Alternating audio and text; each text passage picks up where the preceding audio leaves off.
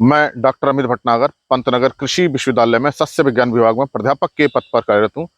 इस चैनल के माध्यम से मेरा प्रयास है किसानों तक सही जानकारी पहुंचे ताकि उसका लाभ वो खेती में ले सके। आज बात करेंगे कि अगर हमें अपनी खेती को बचाना है, अपने खेत को बचाना है, उसकी उत्पादन क्षमता को बचा के रखना है, मतलब सॉइल फर्टिलिटी या सॉइल प्रोडक्टिविटी को बचा के रखना है, अच्छा उत्पादन लेना है, तो खेत के अंदर जैविक कार्बन बना के रखना बहुत जरूरी है। बिना जैविक कार्बन को बचाए बिना हम अपना खेत नहीं बचा सकते। अधिकांश खेतों में जैविक कार्बन बहुत कम हो गया है, 0.3%, 0.4% और इससे भी कम हो गया है।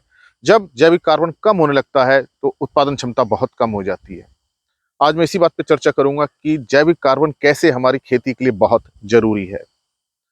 जब हम ऑर्गेनिक मैटर जैविक कार्बन को खेत में मिलाते हैं, मतलब कि वो जैव पदार्थ है जो पौधों से ही हमें मिला है, चाहे उसके डंठल हैं, पत्तियां हैं, चाहे वो गोबर है, चाहे वो हरी खाद है जिसे हम ग्रीन मैन्योरिंग कहते हैं। तो ये जो पौधे के ही एक तरह से पौधों का ही एक बदला हुआ रूप है। चाहे हम फसल को सीधे ही खेत में मिट्टी में मिला दें, ग्रीन मैन्योरिंग में पौधे को मिलाते हैं, गोबर से जो हमें मिलता है वो भी पौधों का ही अपशिष्ट है। तो इसके अंदर सभी प्रकार के पोषक तत्व होते हैं।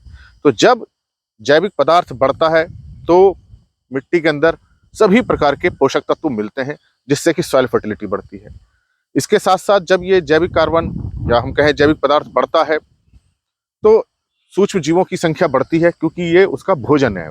जैविक पदार्थों के अंदर जो कार्बन होता है उसी को हम जैविक कार्बन कहते हैं।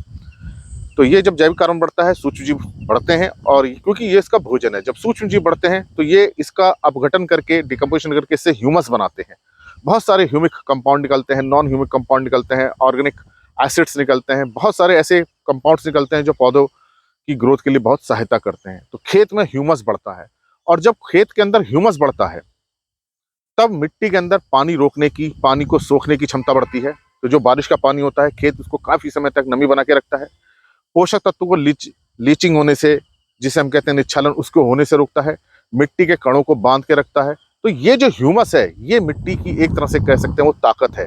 तो किसी भी खेत की जो ताकत है, वो जो शक्ति है, उसके अंदर के ह्यूमस से निर्धारित होती है। जितना अच्छा ह्यूमस उतनी अच्छी उसकी ताकत। तो जब ये जैविक पदार्थ मिट्टी में हम मिलाते हैं या डालते हैं तो सूक्ष्म जीव इसको, चाहे वो सूक्ष्म जीव बैक्टीरिया फंगस है, इसको ह्यूमस में बदल देते हैं। तो ये से खेत की प्रोडक्टिविटी, फर्टिलिटी बढ़ती है।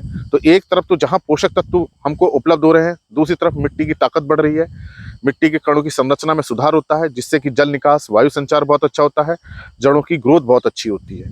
तो इस तरह से जब जैविक कार्बन खेत के अंदर बढ़ता है तभी खेत की ताकत बढ़ती है।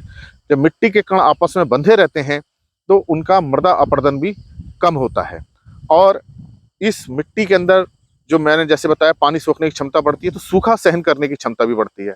सूक्ष्म जीव बहुत ज़्यादा बढ़ते हैं तो बहुत तरह के रसायन निकालते हैं, बहुत तरह के केमिकल कंपाउंड्स होते हैं, बहुत तरह के ह्यूमिक एसिड्स होते हैं, फुल्विक एसिड है, ह्यूमिक एसिड है, बहुत तरह के एसिड्स होते हैं जो पौधे के अंदर बहुत तरह की स्ट्रेस टॉलरेंस, प्रतिरोधक क्षमता लाते हैं, रोगों के प्रति प्रतिरोधक क्षमता लाते हैं। कोई ठंड ज्यादा हो रही है उसके प्रति प्रतिरोधक क्षमता है, नमी कम हो रही है उसके प्रति प्रतिरोधक क्षमता है। तो सूखे क्षेत्रों में अगर सूखा पड़ जा रहा है उसके उसमें भी प्रतिरोधक क्षमता रहती है। तो ऐसी मिट्टी जिसके अंदर जैव पदार्थ ज्यादा है वो सूखे को बहुत अच्छा सहन कर लेते हैं। अगर टेम्परेचर बहुत ज्यादा है, गर्मी के दिन है, तो भी फसल गर्मी को सहन कर लेती है, क्योंकि जड़ों की ग्रोथ बहुत अच्छी रहती है, उसके अंदर नमी बहुत अच्छी रहती है। और सबसे अच्छी बात यह है कि जब सूक्ष्मजीव मिट्टी के अंदर ज्यादा होते हैं तो बहुत तरह के कंपाउंड्स निकालते हैं, बहुत तरह के हार्मोन्स निकालते हैं, जिससे पौधों की वृद्धि अच्छी होती है, जड़ों की ग्रोथ अच्छी होती है। और यह तभी संभव है जब हम जैविक कार्बन को बढ़ाएंगे, क्योंकि जैविक कार्बन इन सूक्ष्म जीवों का फूड है, उनका भोजन है। तो हमें अपने खेत के अंदर जैविक कार्बन बढ़ाना चाहिए, तभी उसकी फर्टिलिटी रहेगी। अगर मान लीजिए खेत के अंदर जैविक कार्बन नहीं है, हम केवल खाद डालना है, केवल यूरिया, डीएपी, एमओपी या जिंक सल्फेट इस तरह की खाद डालना है, तो ये खाद पानी के साथ बह के नष्ट हो जाएगी। बहुत जल्दी ये इसका खेत में से नुकसान हो जाएगा, रुक नहीं पाएगी। और जो हम खाद डालते हैं 3 या 4 ही पोषक तत्वों के लिए डालते हैं, जबकि फसल के लिए 17 पोषक तत्व आवश्यक है। तो इस 17 पोषक तत्व तभी मिलते हैं जब हम जैविक पदार्थों को डालते हैं, क्योंकि ये जैविक पदार्थ जो है वास्तव में पौधों से ही प्राप्त हो रहे हैं, और पौधों की जड़ें सभी पोषक तत्वों को लेती हैं। तो इसके अंदर, पौधे के अंदर सभी पोषक तत्व होते हैं जो बाद में रिसाइकिल होकर के जैविक पदार्थों के माध्यम से मिट्टी में आ जाते हैं। तो हम जो भी उर्वरक दे रहे हैं, फर्टिलाइजर, वो 2 या 3 4 उर्वरकों पोषक तत्वों के लिए दे रहे हैं, जबकि जैविक पदार्थ सभी पोषक तत्व दे रहे हैं।